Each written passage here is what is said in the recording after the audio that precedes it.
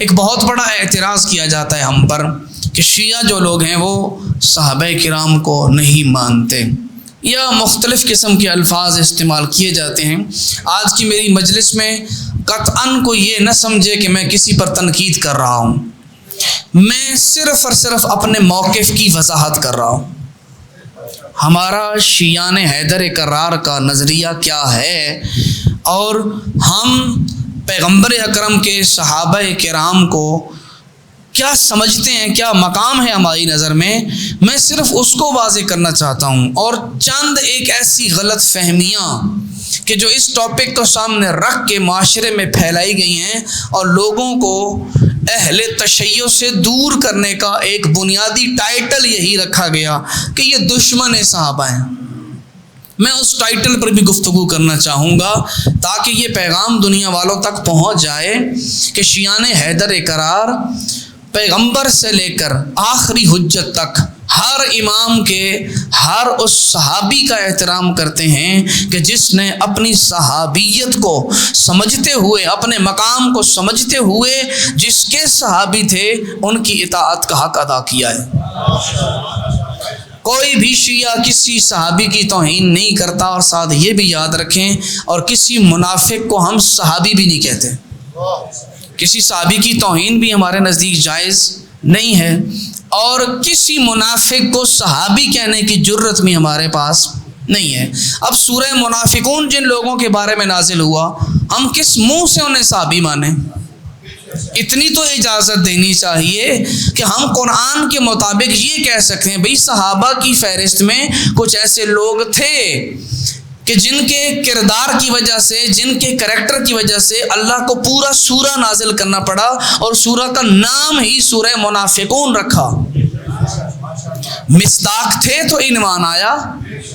اب ان منافق لوگوں کو منافق نہ کہا جائے، یہ تو قرآن کی مخالفت ہے، ٹھیک ہے؟ تو ہم بڑا آسان ترین لفظوں میں اپنی بات سمجھانے کا یہ ہم حق رکھتے ہیں اس بات کا کہ شیعان حیدر کرار نے کبھی کسی صحابی کی توہین نہیں کی ہے۔ اور اس سے بڑھ کر کیا ہوگا بھائی، آج کے اس دور میں ہمارے علماء اور مراجع نے، آج کے اس عظیم دور میں ہمارے مراجع نے اتحاد بین المسلمین کے لیے جو کاوشیں کی ہیں وہ شاید ہی کسی مکتب کے کسی عالم نے کی ہوں۔ آیت اللہ ناصر مکارم شیرازی صاحب، آیت اللہ سیستانی صاحب اور اس جیسی برجستہ شخصیات نے بڑے واضح الفاظ میں فتویٰ دیا ہے کہ دنیا والوں کو یہ بات بتائی ہے کہ ہمارا معیار، ہمارا منشور کتنا بلند ہے، اور کہا ہے کہ کسی کے بھی مکتب کے مقدسات کی توہین کرنا حرام ہے۔ آپ نہیں مانتے انہیں، آپ نہیں مانتے، ایک منٹ کے لیے فرض کر لیں آپ کے نزدیک وہ محترم نہیں ہے، لیکن جو آپ کا ایک مسلمان بھائی ہے وہ اس کا امام ہے، اس کا راہبر ہے، وہ اس کو پسند کرتا ہے، ٹھیک ہے؟ تو ان کے نزدیک وہ مقدس ہے، لہٰذا آپ کو اجازت نہیں ہے کوئی ایسے الفاظ استعمال کریں کہ جس سے ان کی توہین ہوتی ہو یا ان کی دل آزاری ہوتی ہو۔ ایسا خوبصورت نظام کسی بھی مکتب کے اندر آپ کو نہیں ملے گا، ٹھیک ہے؟ یہ ہمارے علماء نے محنتیں کی ہیں، کوششیں کی ہیں کہ کسی کے بھی مقدسات کی توہین نہ کی جائے۔ اور گالیاں دینا، دیکھیں گالیاں دینے کی اجازت ہمارے مکتب میں نہیں ہے، ہم کسی کافر کو بھی گالی نہیں دیتے، تو جائے کہ کوئی مسلمان ہو یا کسی مکتب کا کوئی راہبر ہو یا صحابی ہو ہم اسے گالی دیں، نہیں، ہمارے امام نے منع کیا ہے۔ اور چھٹے امام کی حدیث ہے کہ جو گالیاں دیتا ہے وہ ہمارا شیعہ نہیں، جو شیعہ ہوتا ہے وہ کبھی کسی کو گالی نہیں دیتا۔ ایک حدیث مشہور ہے، وہ ایک صحابی سے مروی ہے، اور وہ صحابی امام کی خدمت میں آتے ہیں اور ان کی کوشش یہ تھی کہ میں امام سے کوئی کسب فیض کروں، تو امام نے ایک فرمان ان کے سامنے بیان کیا، میں اسی کی وضاحت امام ششم سے ان کے صحابی کا ایک فرمان جو ان کو تعلیم دیتے ہوئے کہا تھا آپ کو بیان کر دوں۔ امام نے کہا تھا، اس کا مفہوم بیان کر رہا ہوں، بعین یہ الفاظ نہیں ہیں اس کلام کے۔ امام نے کہا دیکھو تم ہمارے شیعہ ہو، اگر کوئی شخص، توجہ کیجیے گا، اگر کوئی شخص یہ کہہ کے تمہیں گالی دے کہ اگر تو نے مجھے ایک گالی دی تو جواب میں تجھے 10 دوں گا، اگر کوئی تمہیں کہے کہ اے شیعہ اگر تو نے مجھے گالی دی نا ایک تو جواب میں تجھے 10 دوں گا. امام کہتے ہیں تو اگر ہمارا شیعہ ہے نا تو اسے جواب دے کہ تو نے اگر 10 بھی دی نا تو میری زبان سے ایک نہیں سنے گا. میں جعفر صادق کا شیعہ ہوں. جی تو نے اگر 10 بھی دی نا تو میری زبان سے ایک بھی نہیں سنے گا، کیونکہ ہمارا مکتب اس چیز کی تعلیم نہیں دیتا کہ کسی کو گالی دیں. اور جہاں تک بات ہے لعنت کی، تو لعنت تو جھوٹوں پر قرآن نے کی ہے. آیات مبالغہ اٹھا کے دیکھ لیں اور 10 مقام پر لعنت گالی نہیں ہوتی. یہ سارے مکتب کے علماء مانتے ہیں لعنت گالی نہیں ہوتی، لعنت بد دعا ہے. ہم کہتے ہیں کہ یا اللہ اس پر رحمت نازل فرما، یہ دعا ہے. اور اگر اردو میں لعنت کا ترجمہ کروں، اے میرے اللہ تو اس کو اپنی رحمت سے دور کر، یہ ہم کہتے ہیں اللہم لعن فلاں فلاں فلاں، لعنت کا. تو لعنت گالی نہیں، یہ انسان ایک قسم کی بد دعا ہے کہ اللہ اسے اپنی رحمت سے دور کر دے. اس کو گالی نہیں کہتے ہیں. یہ لا علمی اور جہالت ہے کہ کسی کو اگر لعنت کرتے ہوئے دیکھا جائے تو کہا جائے کہ یہ گالیاں دیتا ہے. نہیں، اگر یہ گالیاں ہیں تو پھر قرآن گالیوں سے بھرا پڑا ہے. گالی دینا حرام ہے تو کیا اللہ گالیاں دیتا ہے؟ لعنت اللہ علی الکاذبین، یہ قرآن میں اللہ نے نہیں کہا. تو کیا نعوذ باللہ اللہ خود فعل حرام کر رہا ہے؟ لعنت گالی نہیں، بد دعا ہے. اس میں فرق رکھیں. صحابہ کرام کی تعظیم ہمارے مکتب کے اماموں نے ہمیں سکھائی ہے. مولا کائنات کی آخری وصیت پڑھ کے دیکھیں، نہج البلاغہ میں وہ سارے جملے موجود نہیں ہیں، بحار اور انوار کے اندر پوری وصیت موجود ہے امام کی. مولا کائنات نے فرمایا اللہ اللہ فی اصحاب نبیکم، میں علی وصیت کر کے جا رہا ہوں اپنے نبی کے صحابیوں کے حقوق کا خیال کرنا. جو نبی کے صحابہ ہیں نا، ان کے حقوق کا خیال کرنا. اور پھر آگے یہ بھی بتایا کون سے صحابہ جنہوں نے دین میں بدعتیں بھی پیدا نہیں کی اور رسول کے بتائے ہوئے رستے کو چھوڑا بھی نہیں ہے، ان کے حقوق کا خیال کرنا. مولا کائنات ہمارے امام ہمیں وصیت کر کے جائیں آخری وقت میں کہ اپنے نبی کے صحابہ کے حقوق کا خیال کرنا. اور کوئی بھی شیعہ کسی ایک صحابی کی توہین کرے تو وہ علی کا شیعہ تو نہ ہوا نا. پھر امام علی رضا علیہ السلام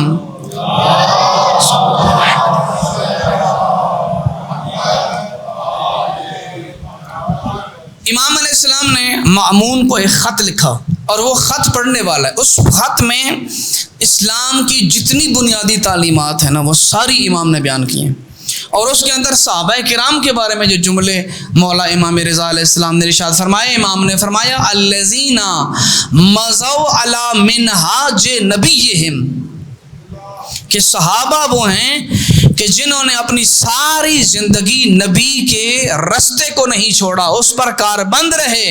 لم یغیروا ولم یبدلوا، جو راستہ پیغمبر دے کے گئے تھے اسے میں تغیر اور تبدل اور تحریف نہیں کی اور نہ ہی بدعتیں ایجاد کی ہیں. یہ کون ہے؟ ہمارے 8ویں امام نے کہا ہے الذین مضوا علی منہاج نبیہم، نبی کے بتائے ہوئے راستے پر چلنے والے ہیں.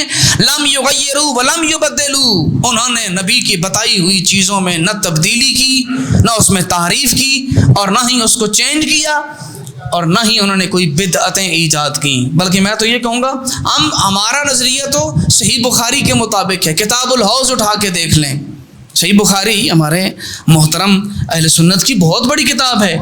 کہتے ہیں کہ صحیح بخاری بعد کتاب الباری، قرآن کے بعد اگر کوئی کتاب ہے تو وہ صحیح بخاری ہے. ایسے ہی ہے نا؟ تو صحیح بخاری کے اندر بھی تو موجود ہے کیا؟ کتاب الحوض اٹھا کے دیکھیں کہ جب حوض کوثر پر پیغمبر کھڑے ہوں گے تو اس وقت فرشتے کچھ لوگوں کو وہاں سے دھتکار رہے ہوں گے، نکال رہے ہوں گے، ڈانٹ رہے ہوں گے، دور ہو جاؤ حوض کوثر سے. پیغمبر کی نظر پڑے گی، بخاری شریف پڑھ رہا ہوں، پیغمبر کی نظر پڑے گی یا رب بے اصحابی، یہ تو میرے صحابہ ہیں، یہ فرشتے کیا کر رہے ہیں، انہیں کیوں ہٹا رہے ہیں پیچھے؟ تو اس وقت آواز پروردگار آئے گی اے نبی تم نہیں جانتے کہ انہوں نے تمہارے بعد کیسی کیسی بدعتیں ایجاد کی ہیں. اب سوال رکھنے کا تو حق ہے نا ہمارا.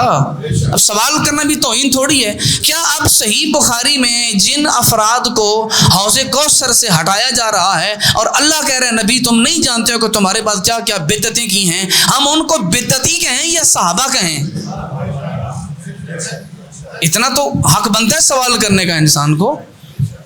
اور یہاں پر ٹھہر کے کہوں گا کہ ہمارے معصومین نے باخدا کسی نہج البلاغہ بھری پڑی ہے صحابہ کرام کی عظمتوں پر, اب اس میں نہیں جا سکتا ہوں. لیکن آج میں ایک بہت بہترین تحفہ آپ کے لیے لے کر آیا ہوں. کیوں کہ ہمارے مکتب میں 2 ایسے عظیم تحفے ہیں, خدا قسم قیامت تک آپ سجدے میں پڑھ کے شکر ادا کرتے رہو, شکریہ ادا نہیں ہوتا.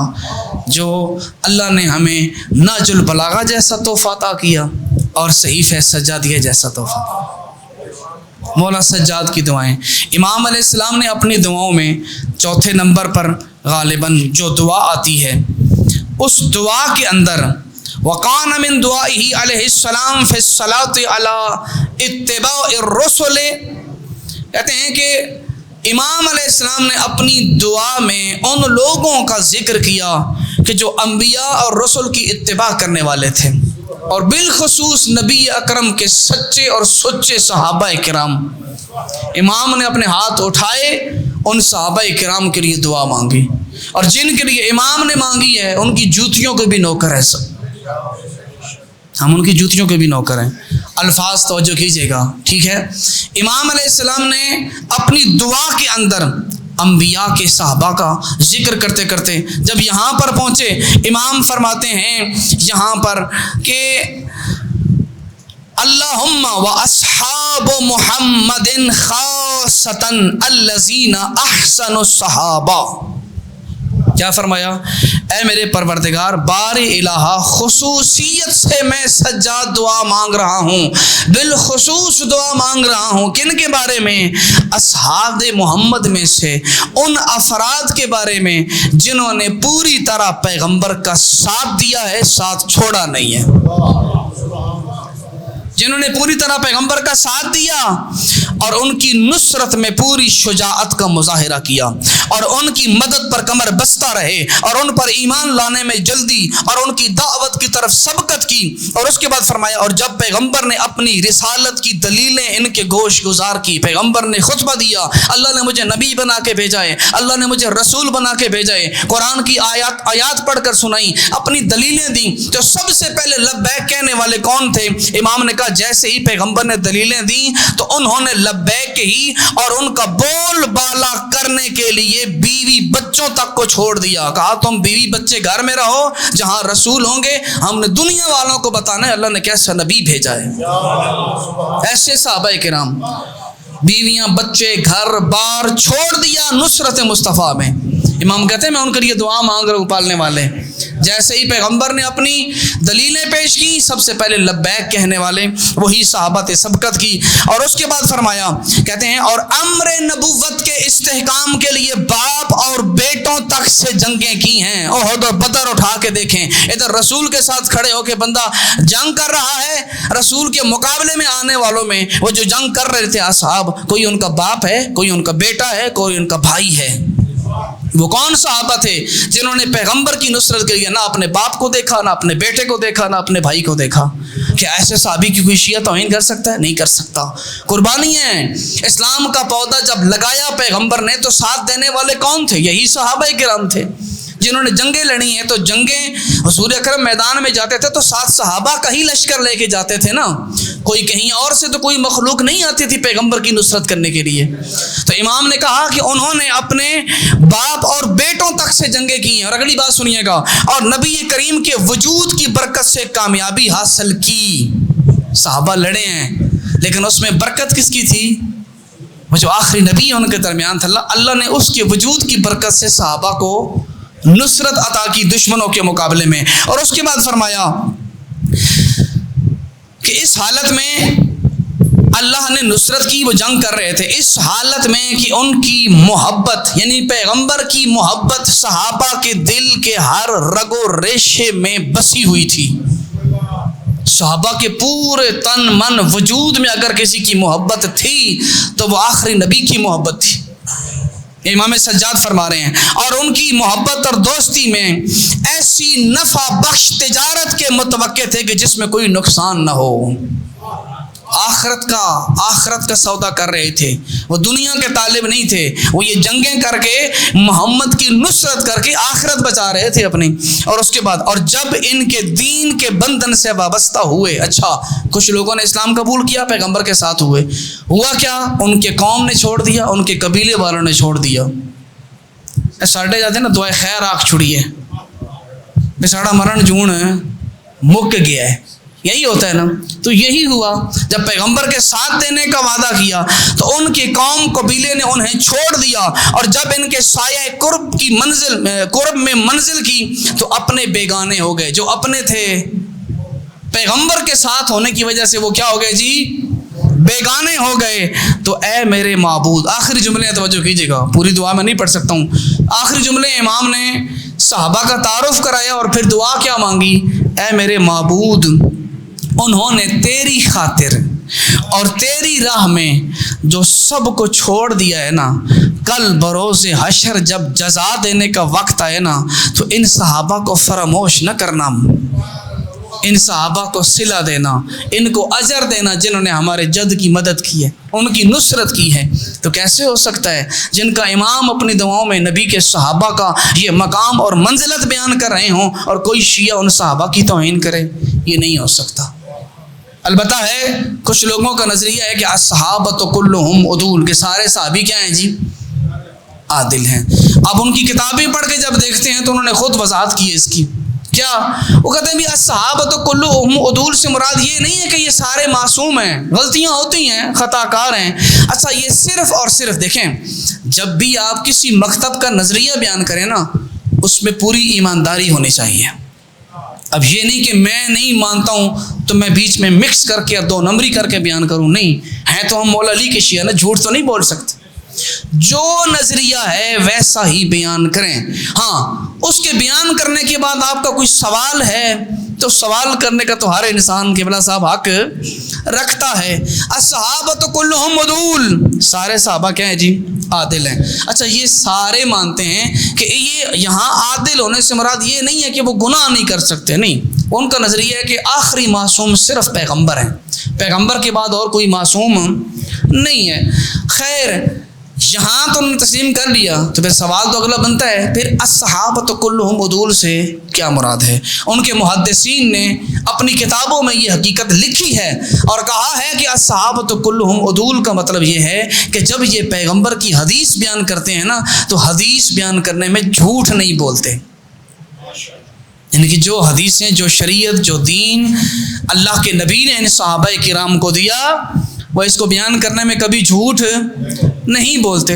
ٹھیک ہے، آمنا، ہم نے تسلیم کیا آپ کا نظریہ، ہم آپ کے نظریے کا احترام کرتے ہیں، لیکن ایک سوال تو کرنے کا حق رکھتے ہیں۔ پھر اتنی بڑی کتابیں، اگر کوئی صحابی جھوٹ نہیں بول سکتا نقل حدیث میں، تو اتنی کتابیں الموضوعات الکبیر، جن کے اندر بڑی احادیث کو لکھ کے یہ ثابت کیا گیا ہے کہ یہ حدیث رسول کے نہیں، یہ جھوٹی حدیثیں ہیں، یہ حدیثیں کوئی فرشتے بیان کرتے تھے یا انہی لوگوں نے بیان کی ہیں جنہوں نے یہ سنی ہے؟ ٹھیک ہے، صحابہ ہیں، تابعین ہیں، تبع تابعین ہیں، تو یہ احادیث موضوعہ کا موجود ہونا بھی اس بات کی دلیل ہے کہ یہاں پر بھی فارمولہ 100% فٹ نہیں آتا۔ چلیں ایک اور بھی بات کرتا جاؤں، شیعہ صحابہ کی توہین کرتے ہیں، باخدا شیعہ صحابہ کی توہین نہیں کرتے، جائیں اپنے علماء سے پوچھیں کہ کیا عبد الرحمن ابن ادیس رسول کا صحابی نہیں ہے؟ توجہ کیجیے گا، کیا نام لیا میں نے؟ عبد الرحمن ابن ادیس، کہتے ہیں وہ پیغمبر کے فقط صحابی نہیں، یہ اذ یبایعونک تحت الشجرہ، یہ بیت رضوان والے صحابی ہیں کہ جن کو ان کے نظریے کے مطابق جنت کی سند ملی ہے کہ اللہ ان سے راضی ہے اور یہ اللہ سے راضی ہیں۔ بیعت رضوان والے صحابی عبد الرحمن ابن ادیس، آپ ان میں سے کسی بندے کو ان کے فضائل اور مناقب بیان کرتے ہوئے نہیں دیکھیں گے، کبھی نہیں بیان کریں گے، حالانکہ بیعت رضوان کے صحابی ہیں۔ اور عمرو ابن الحمق، یہ بھی صحابی ہیں، عمرو بن الحمق صحابیون ساکن الکوفہ تھا. ابن اسیر نے لکھا ہے اپنی کتاب کے اندر کہ یہ کوفہ کے رہنے والے پیغمبر کے صحابی تھے، احد و بدر کے صحابہ کرام. اور یہ وہ صحابی تھے جن کا میں نے ابھی نام لیا، عمرو بن الحمق. ان کو پیغمبر نے دعا دی تھی. ایک دفعہ پانی کا گلاس یا دودھ کا گلاس لے کے پیغمبر کی خدمت میں حاضر ہوتے ہیں، اور آ کر جب پیغمبر کو دودھ دیا یا پانی دیا، پیغمبر نے وہ پیا تو دعا کی، پالنے والے اسے جوانی سے بہرہ مند فرما. خدمت کی ہے، اسے جوانی سے بہرہ مند فرما. اچھا، اس لیے تاریخ میں ملتا ہے، لکھا ہے جنہوں نے ذکر کیا، کہتے ہیں 80 سال عمر ہو گئی تو سر اور داڑھی میں ایک بال بھی سفید نہیں ملا. کیوں؟ پیغمبر کی دعا تھی. ان سے پوچھیں کبھی ان کے فضائل پڑھے ہیں؟ نام بھی لیا ہے کبھی ممبر پہ؟ نہیں لیتے ہیں. جبلہ ابن عمرو انصاری کوئی نام نہیں لے گا، صحابی رسول ہیں، بدری صحابی ہیں. ٹھیک ہے. محمد ابن عمرو انصاری کوئی نام نہیں لے گا. کیوں؟ ان کا نام بھی محمد حضور نے خود رکھا تھا. ان کا نام بھی حضور نے خود رکھا ہے. ٹھیک ہے. ایک طویل فہرست دے سکتا ہوں جو مسلم صحابہ کرام ہیں. ٹھیک ہے. میں پہلے کہہ چکا ہوں، یہ ساری باتیں کرنے کا مقصد توہین نہیں ہے کسی کی، لیکن سوال کرنے کا ہم حق رکھتے ہیں. ٹھیک ہے. سارے سوالوں کے جواب ہم نہیں دینے ہیں دنیا کو، کہ نماز اس طرح کیوں پڑھتے ہو، ہاتھ کھول کے کیوں پڑھتے ہو، یہ کیوں کرتے ہو، وہ کیوں کرتے ہو. کچھ سوال تو ہم بھی حق رکھتے ہیں کرنے کا. بھئی آپ کو ایک طویل فہرست مل جائے گی پیغمبر اکرم کے صحابہ کرام کی، جنہوں نے پیغمبر کے ساتھ مل کے جنگیں لڑی ہیں. ٹھیک ہے نا. غزوات میں حصہ لیا، پیغمبر کا ساتھ دیا، فرار بھی نہیں ہوئے، میدان میں ڈٹ کر پیغمبر کا ساتھ دینے والے ہیں. لیکن ان کے کوئی فضائل ممبر پر نہیں بیان کیا جاتا. کیوں؟ آپ جا کے علماء سے پوچھیں نا کہ کیا یہ پیغمبر کے صحابی نہیں تھے؟ عمرو ابن حمق صحابی نہیں تھے؟ عبد الرحمن ابن عدیس صحابی نہیں تھے؟ جناب جبلہ انصاری وہ نہیں تھے؟ محمد ابن عمرو انصاری کیا یہ پیغمبر کے صحابی نہیں تھے؟ اور اگر تھے اور تقدس سے صحابہ کی وجہ سے فقط ہمیں برا بلا کہتے ہو، تو پھر جا کے سوال کرو نا مولانا محمد نافع سے، جس نے رحماء بینہم کتاب کے اندر ان کو اوباش اور سرکش اور مفسد اور باغی لکھا ہے، انہی کا نام لے کے. کیا یہ صحابی نہیں تھے؟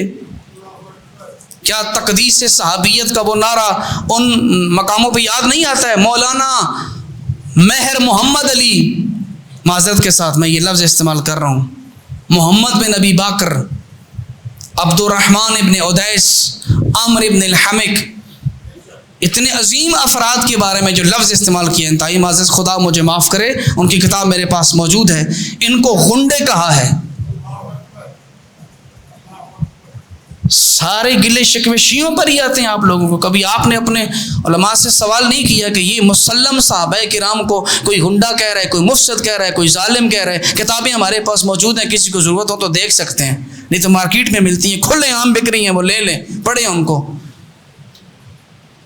مسئلہ یہ ہے کہ اگر علم محبت صحابیت کا بلند کرتے ہو تو پھر احترام بھی کرو، پھر معیار ایک رکھو، پھر دوہرے معیار نہ رکھو. مولا کائنات صحابی نہیں ہے. آج کی تقریر مشکل ہے لیکن سنیے گا. مولا کائنات صحابی نہیں ہے. کتنے سال تبرہ ہوئے مولا کائنات پہ؟ 70 سال تو کم از کم ملتے ہی ہیں نا. مولا کائنات کا نام لے کے جمعے کے خطبوں میں لوگوں نے لعنتیں کی ہیں، نعوذ باللہ، مولا کائنات پر برا بلا کہا ہے.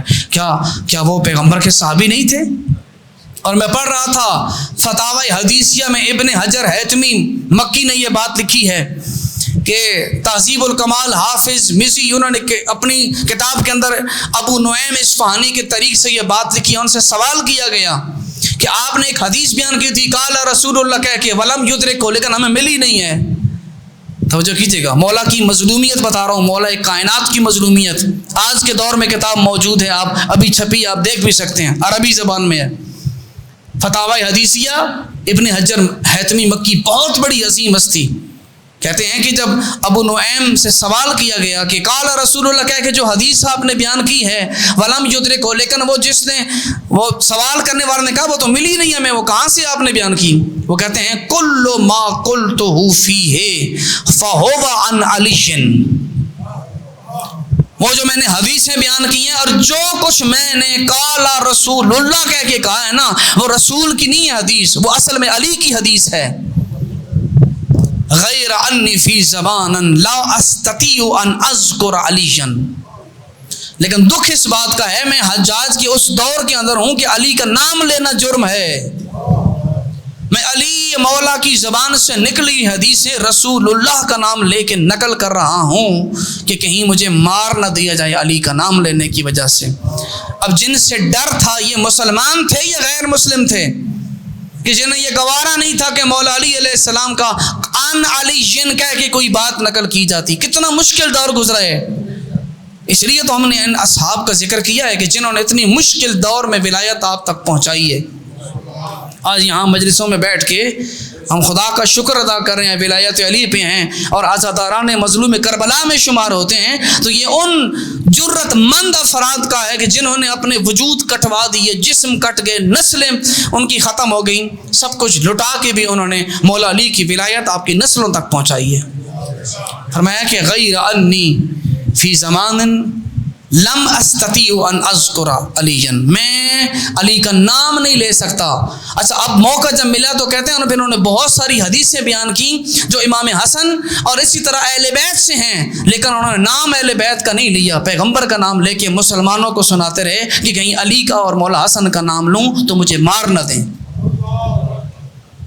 تدریب الراوی بہت بڑی کتاب جناب سیوطی نے لکھا ہے کہ جن بچوں کے نام علی ہوتے تھے ان بچوں کو مار دیا جاتا تھا، اور جب حدیث بیان کی جاتی تھی تو مولا کا نام لے کے نہیں، اس کو تبدیل کر کے کہتے تھے کہ اس کو پتہ نہ چلے کہ جو حدیث بیان کی جا رہی ہے وہ حضرت علی علیہ السلام کی ہے. کتنے مظلوم امام، ظلم ہوا ہے مولا کائنات پہ.